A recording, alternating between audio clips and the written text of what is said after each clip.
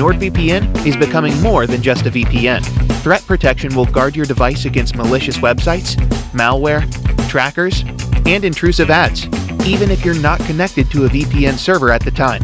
Step up your cybersecurity and stay safe. So I watch what's been going on in Ireland. Yeah. I still have friends in Ireland, and I've been horrified by the rollout of tyranny and totalitarianism. Yeah.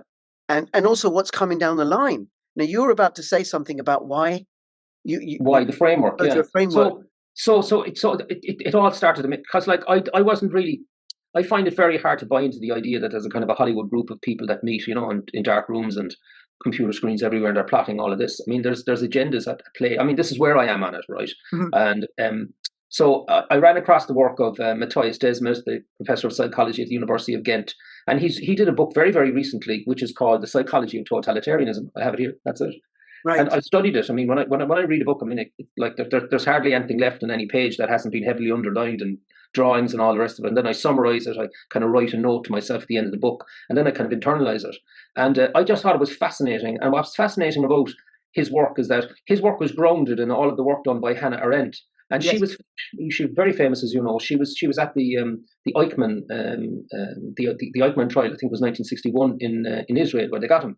And she wrote The Banality of Evil at that stage. So he completely immersed himself in what happened in Stalinistic Soviet Union, and of course in what happened with the National Socialists in Germany. But it also happened in Italy, and it happened in Spain, and it happened in other places. She just happened to pick those. So he's come up with a framework, and it's really interesting because because what it actually tells us is that he says that there's a number of conditions that have to exist in a society for mass formation, what he calls mass formation, a mass psychosis really to take place. The first thing he said is that about 30% of the population need to feel quite alienated, high levels of loneliness, separation, and just feeling that they're really not part of what's happening. They're not in it. They're sort of in the tribe, but they're not in the tribe. And then that gives rise to a feeling of what he calls free-floating anxiety. In other words, you're anxious. The lockdown did that because it separated us. It separated us from family, friends, community, but also from religious observance. From all of it. I mean, he basically saying that free-floating anxiety is triggered by the loneliness and the separation and the alienation, that it's a continuum. And then when you get free-floating anxiety, people feel anxious, they don't really know why. They don't have a particular reason for it. And then along comes an object which is presented to you, and that object there is the reason why you have this feeling of anxious. Not that you're told that you were anxious, but that's really the nub of your issue. And then the people that don't have a sort of a strong direction in their lives, they're unhappy at work, they're just unhappy, they're anxious, they're not sleeping well, they suddenly have a reason for it all. That's the reason. And that becomes the sort of the target, the enemy, if you just call it that. In this case, it was the virus. Before, it would have been the Jews. In Soviet Russia, it would have been the kulaks, and before that, it would have been the whatever was left of Imperial Russia. They were the target. And so now you have a target, and the people that come out of that area become your stormtroopers, your SS. They become obsessed with it, and you can't talk to those people because they're completely and utterly gone into the cult. Right? They're beyond help. Absolutely, so Eddie, hold on a second, right? Because it's triggering more thoughts. It's because yes, it was lockdown, but there were other things: the social distancing, the wearing of masks, which are completely ineffective against airborne viruses and stuff. But it's the reminder: be afraid, stay separate all the time, heightening the anxiety. Because I can remember that going throughout that whole period. Yeah, but what I couldn't understand until I got into his stuff, which is what I was trying to get to, is why we move so quickly beyond facts. Why facts didn't matter anymore. We moved beyond science. It didn't matter. We were all coming up with, well, here's a fact. I mean, there's the science. Like normal people, you would say, well, why is that? And he explains it very well.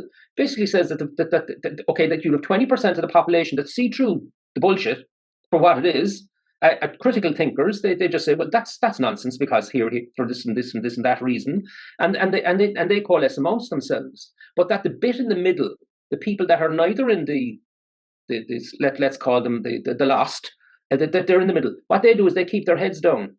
They know it makes no sense, but they're not prepared to say it because their families are working for the state, or they're compromised in some way. They just don't want to they want to put up their head. So if you look at GPs, for example, in Ireland, there's 19,000 members in Ireland that were regulated by the medical board. I mean, I'd say there was less than 20 that actually stood up. Wow. And some of them had their licenses taken off them, and the rest of them just wouldn't even talk about it. And they still can't talk about it. And the reason he explains it is very straightforward. He said what it becomes about eventually is that the people that are behind this, the totalitarianism behind it, it doesn't really matter whether they're right or wrong then. It's a question of you must follow the rules. It becomes about the rules. Even though the rules make no sense, that doesn't matter any longer. It's about being part of I follow the rules. So the mask is that's your SS band. That's your red flag. Or your brown shirt. That's your red badge and your cap if you're in Russia, that's part of the uniform. And then when what happens with a totalitarianism system, of course, is that when it then eventually eradicates the opposition, which it's attempting to do, it gains power because it's now got an enemy, and it goes to eradicate it or silence it. And when it has that task accomplished, it actually turns in on itself and destroys itself. It's a negative culture. So it cannot in nature be sustained for very long. Absolutely. And it's a fascinating book. And suddenly I understood why people around me, why people around us were just completely and utterly. It's not that they weren't engaging; they didn't want to engage. And it doesn't matter what they said, or the doctors that said, the vaccine, and wasn't a vaccine, of course, it was an emergency use drug. You can't say that either.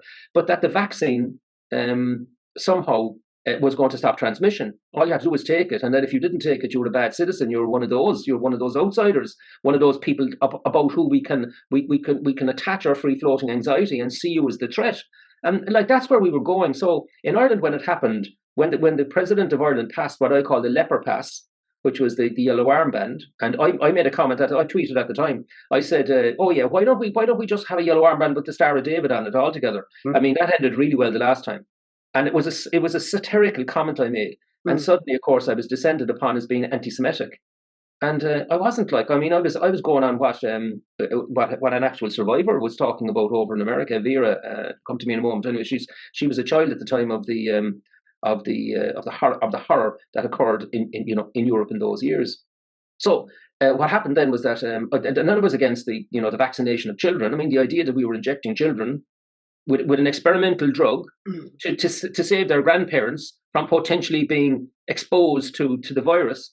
I mean, and now we know that the flu disappeared completely gone. It just disappeared. And the PCR test was magnified to such a level that if the virus had never started and they had done that for a flu, we'd have had the same results. I mean, it was all just hype. And you would say, well, how did they manage to get away with that? How did they? And the answer, the only conclusion I come to is that they actually understood mass formation long before Professor Desmet wrote his book.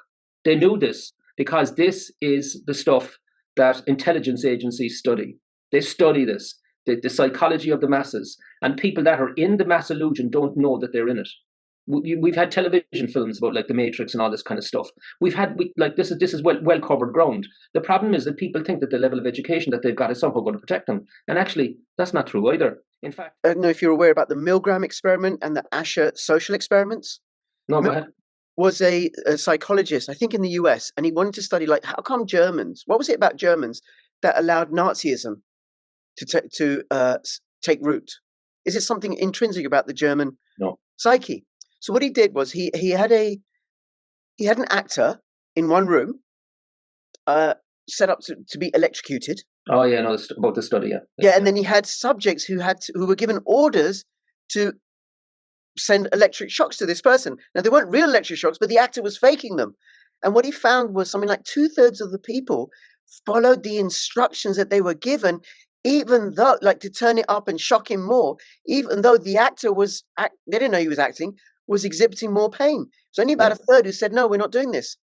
So he surmised that people have this willingness to accept authority. Now, my 19-year-old and my 16-year-old have never been to school. They were home educated.